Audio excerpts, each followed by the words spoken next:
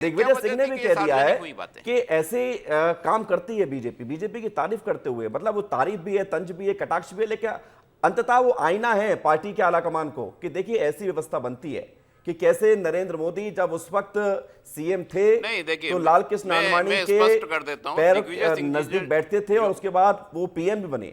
ये उन्होंने बड़ी बात कही है। फिर सफाई में कह दिया कि मैं जो हूं पहले भी विरोधी था, अभी भी विरोधी हूं। उन्होंने जो ट्वीट करा है, मैं आपको एक लाइन में उसका स्पष्टीकरण बता देता हूं। उन्होंने संगठन लिखा है, संगठन नहीं लिखा है। दोनों में शब्दों में जमीन आसमान का फर्क है। वो ये शब्द सीधा सीधा मैं समझ गया। आप बड़े गांव और घाव पर टिके हुए हैं, मुख्यमंत्री पद तक पहुंचे हैं। आप गांव और घाव पर टिके हुए हैं। नहीं, जो सच है वही बोल रहा हूं ना। अंतर है। आप यशपाल जी को लाइए। यशपाल जी नहीं तो वो जो कहना चाह रहे हैं तो आप उसको नकार तो नहीं सकते ना। लिखा है, कई लोगों की समझ में नहीं आया। नहीं, आप समझ में आप क्या मैसेज देना चाह रहे हैं? तंज है तो तंज ही कहलाएगा। ये तंज कैसे कहलाएगा? यशपाल जी, क्या ये तंज था दिग्विजय सिंह की बात? आपको तंज लगी या तारीफ लगी? इसलिए कहलाएगा। मैं नहीं मिला रहा हूं। यशपाल जी बताइए। यशपाल जी बताइए।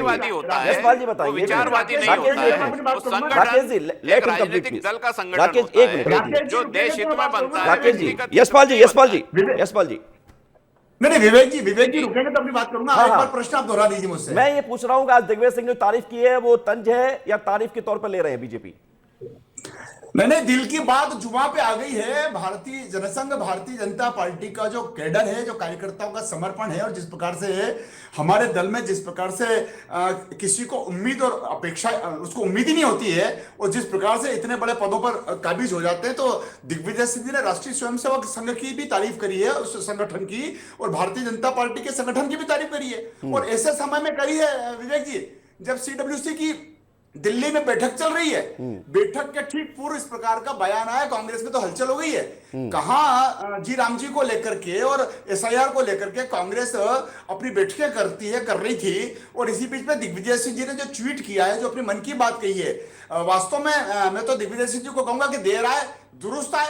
आपको बहुत लंबे अरसे के बाद समझ में आया कि राष्ट्रीय स्वयंसेवक संघ क्या है। चलो, आज आप यानी कि खुश हो दिग्विजय सिंह से। अमूमन दिग्विजय सिंह का नाम सुनते ही बीजेपी के नेताओं की जो है भौएं टेढ़ी हो जाती थी, क्योंकि वो उनके बयान को पसंद नहीं करते हैं। आज पसंद आ रहे हैं दिग्विजय सिंह जी। ये राजनीति में है, कोई कभी पसंद, कोई कभी पसंद। यशपाल जी नहीं, पसंद और नापसंद का सवाल नहीं है। अगर वो आतंकवादियों को कसाब जी कहेंगे तो नापसंद है, और अगर भारतीय जनता पार्टी के संगठन की और आरएसएस की तारीफ करेंगे तो उनको धन्यवाद ज्ञापित करेंगे। नहीं तो एक ही व्यक्ति अगर दो बात कह रहा है तो ये कैसे तय होगा कि कौन सी बात सही कह रहा है? इसलिए विवेक जी के जो अच्छी बात है, जो मन की बात और सही बात है, उसके लिए हम जरूर तारीफ करेंगे। आप अपनी तारीफ है तो मन की बात ले लीजिए।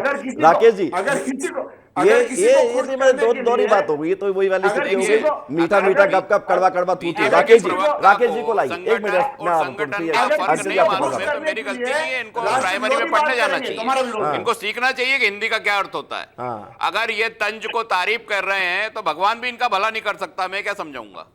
अगर उस ट्वीट को वापस पढ़ेंगे तो समझ में आ जाएगा कि चापलूसी से कैसे मुख्यमंत्री और प्रधानमंत्री जहां सिर्फ व्यक्तिवाद होता है, जहां संविधान नहीं होता है, जहां लोकतंत्र नहीं होता है, वहां संगठन होता है।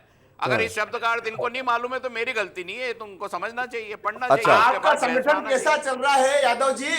आप देख लीजिए, इस्तीफे हाथ से लिख रहे हैं, हाथ से। अरे श्रीमान जी, संगठन और संगठन में जमीन आसमान का फर्क है। गूगल करके पढ़ लीजिए, समझ में आ जाएगा। उसके बाद आप बहस कीजिए। जो आपको तंज करा उसको आप तारीफ बोल रहे हैं, गजब की बात है। यही पता नहीं पड़ रहा है, और वो तारीफ कर रहे हैं जो आपकी बुराई की है। अच्छा, ये नहीं समझ पा रहे हैं आप कैसे प्रवक्ता भारतीय जनता पार्टी का हंसी के पात्र हो जाएंगे। राकेश यादव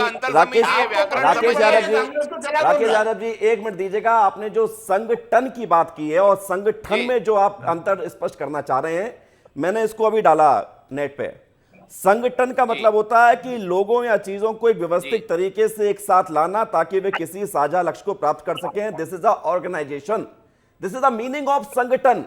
और संगठन का क्या होता है मतलब, ये भी आप बखूबी जानते हैं तो इस चर्चा को हम यही विराम देते हैं। उन्होंने अगर बात कही है, तारीफ कही है, तो तारीफ है, तंज है, वो उनको तय कर दीजिए। अंचल जी, लेकिन बड़ी बात, हम वापस मुद्दे पे फिर से लौटते हैं। जो तारीफ नहीं की, हकीकत दिखाई आरएसएस की। उस हकीकत से क्या फायदा है कांग्रेस को, जरा बताइए। उस हकीकत को लेकर दिग्विजय सिंह से सवाल पूछा गया सीडब्ल्यूसी में दिग्विजय सिंह से सवाल पूछा गया कि आपने सब क्यों कहा, तो उन्होंने कहा कि मैंने सफाई दे दी है। फिर उन्होंने मीडिया के सामने आकर कहा कि मैं विरोधी पहले भी था, आगे भी हूं।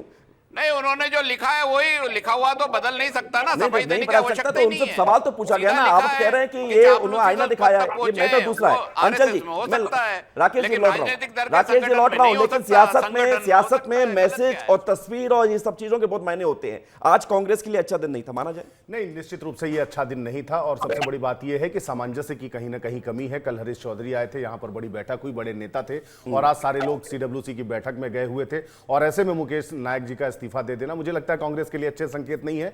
और जब प्रवक्ताओं में, मीडिया प्रभारियों में और इस तरीके इस स्तर पर जाकर अगर सर फुटबॉल वाली स्थिति है, ये समझदारी नहीं दिखा पा रहे हैं, तो फिर मुझे लगता है तो विधानसभा के जब चुनाव आएंगे और जब टिकट का बंटवारा होगा, तो जब अभी ये हाल है, जब सबको एकजुट होकर के और भारतीय जनता पार्टी के सामने खड़े होना है और मतलब उसको टक्कर देनी है, ऐसे में आप प्रवक्ताओं को लेकर के, चाहे वो कोई भी हो, मैं नाम नहीं लूंगा, कांग्रेस पार्टी का कोई भी प्रवक्ता हो, कोई भी पदाधिकारी हो, तो मुझे लगता है कि यहां पर थोड़ा सा मुकेश नायक जी को भी गंभीरता दिखानी चाहिए थी और अपने अनुभवी होने का फायदा उठाना चाहिए था। हाँ। कि जल्दबाजी ना करते, और अगर अब कर दी है तो मुझे लगता है ये बहुत दिलचस्प होगा देखने लायक कि वो अपने निर्णय पर कितने महत्वपूर्ण होगा। वो अपने, अगर वो अपने निर्णय पर अडिग नहीं रहते हैं, हाँ। तो फिर जायज है कि उनकी जो मांग है वो जायज है कि भाई नए लोगों को मौका दो। लेकिन अगर वो फिर से आखिर में जिम्मेदारी संभाल लेते हैं, हाँ। और जिनका आप नाम ले रहे हैं उन पे कोई कार्रवाई हो जाती है या लिस्ट में कोई फेरबदल हो जाता है, तो समझिए फिर कारण यही। ठीक है, बहुत धन्यवाद आपका।